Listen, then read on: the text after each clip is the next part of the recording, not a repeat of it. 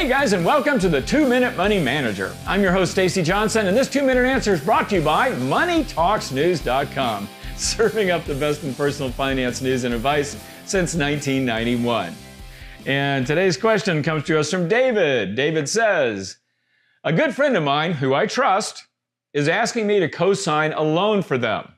I know I shouldn't, but it's hard to say no. What's your advice? Well, David, I've got 3 things for you. Thing number 1, co-signing a loan is never a good idea. Think about what's going on here. Some lender is saying this person's too risky to lend money to. And so they're coming to you and expecting you to be responsible. Remember that if that person doesn't repay that loan or that credit card or that car loan or that mortgage, you're on the hook. Even if they die, you could be on the hook.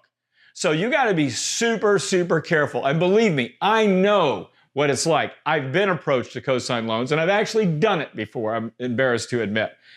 But let me tell you this statistic. According to the FTC, this is something I read, 75% of people who co-sign loans end up paying all or part of it back.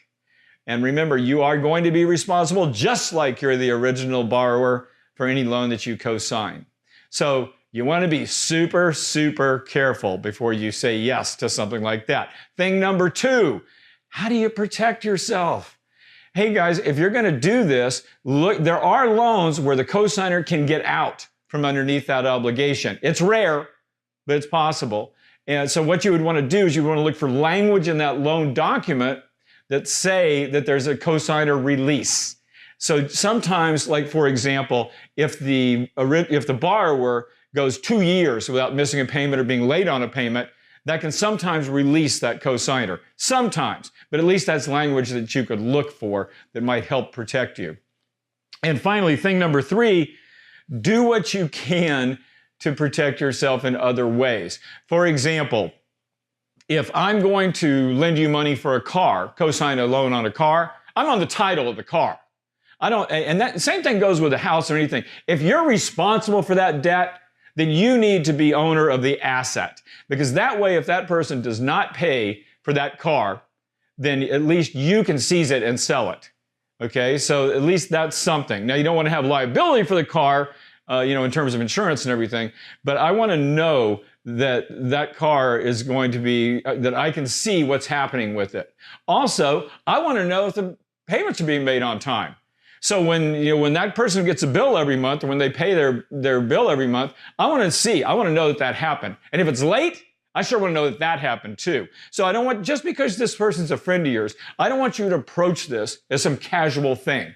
If you're lending money, if you're lending them cash, in other words, there is no asset that secures it, then you need to have a note. And it needs to be a legal note, and it needs to be signed, and it needs to be notarized. The same thing the bank would do if they were lending you money, you need to be doing if you're lending or co-signing somebody else's loan. Does that make sense? Bottom line, be super careful. And if you do this, in spite of my advice not to, at least do the best you can to protect yourself. You can read more about this stuff too at MoneyTalksNews.com. Just do a search for cosign, and you can read till the cows come home. Hope that answered your question, guys, and hope I'll meet you right here next time. Hey, did you like the video? Then do us a favor. Give it a thumbs up, comment below, share it. And if you haven't subscribed to our channel, click the button. It's right here.